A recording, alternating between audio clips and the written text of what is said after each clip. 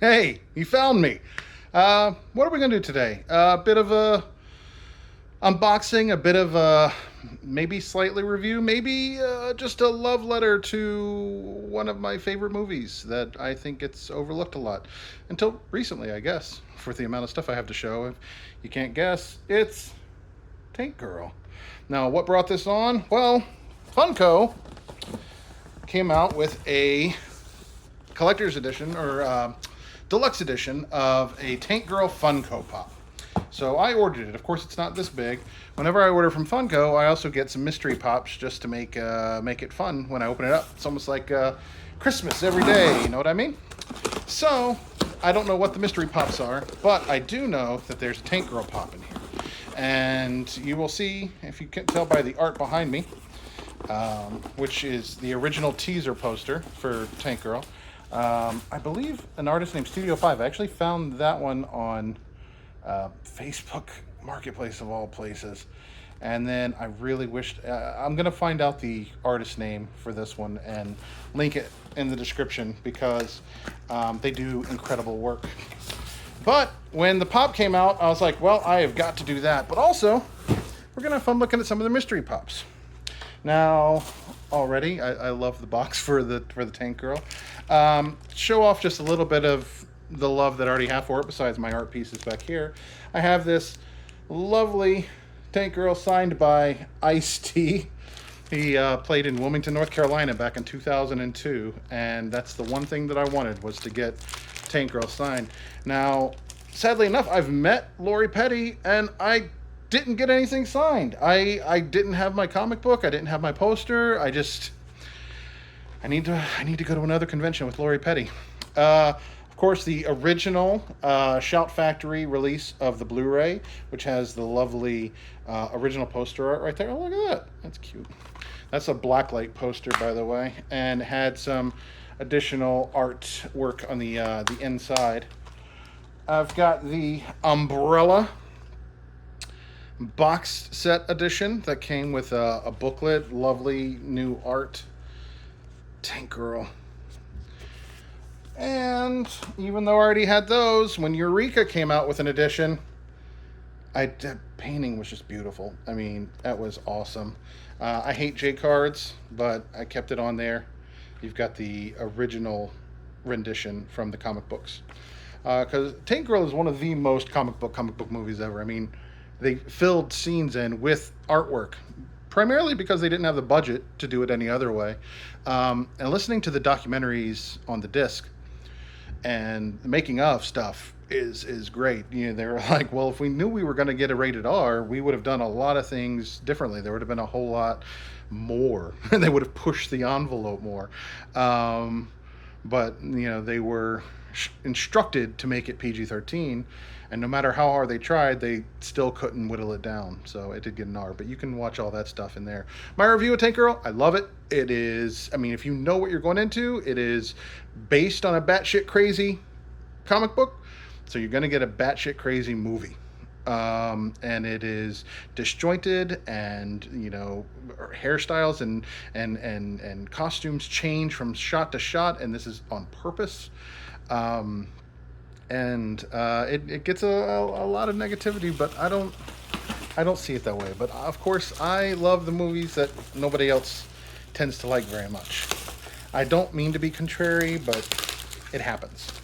So, I guess we'll just go ahead and do Tank Girl first. And my initial reaction here is, oh my gosh. The Summer Limited Edition. I don't care about collecting Funkos, like pristine boxes and cases and whatnot. I will actually, more than likely, if not open this one, I'll get another one to open to display because I believe in that. But this was a summer edition. And since, I mean, I love the box where it has like the Tank Girl font and everything. If it was easier to see in the box, I would probably keep her in the box to display because I like the artwork. But she's kind of obstructed, so I'll probably just take it out of the box so I can enjoy it, because that's why I collect things, is to enjoy them. I like opening my movies. I like opening my figures. But another reason why I collect is for the mystery of it. And so we have, I think, 6 mystery pops. I have no idea what's in here. So if you just wanted the Tank Girl stuff, cool, you've got it. But if you wanted to see mystery, oh, that's pretty cool. Don't you have no idea what I'm looking at? And I'm like, ooh. So there's Demon Slayer, which I know nothing about. It was a Funko exclusive. These will probably go to my local comic book store because they treat me very well. So now this one's kind of cool, just from an art perspective. Gotham Knights Red Hood, but it is like a blacklight version, so it kind of goes with the poster. I could put on a little blacklight and look at both of them. That's not bad. That's pretty cool. The mystery pops, I believe, are $5 each. And here's another box, and I don't know where I put my opener tool, of course, because I'm not used to this. And boop. Did I just boop? I'm not going to edit that out either, am I? Nope. All right.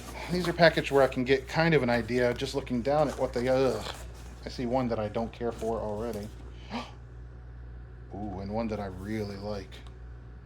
Cool. Well, let's get into this. First, let's go with the one that I know that I don't care for at all. And, oh, I was wrong. Oh, that's not bad at all. Encanto. I thought it was Wish because, let's face it, Wish was terrible. Encanto, however, I liked. With the cactus. Will I keep it? I don't know. I don't know if I liked Encanto that much. But I have people that like Disney enough that they might like it. I'm gonna save that, the one that I like at the end. Oh, that's so cool. This is Snoop Dogg. Limited to 1,500 pieces. Funko limited edition. I mean, when you say 1,500, how limited is that really? But that's pretty cool.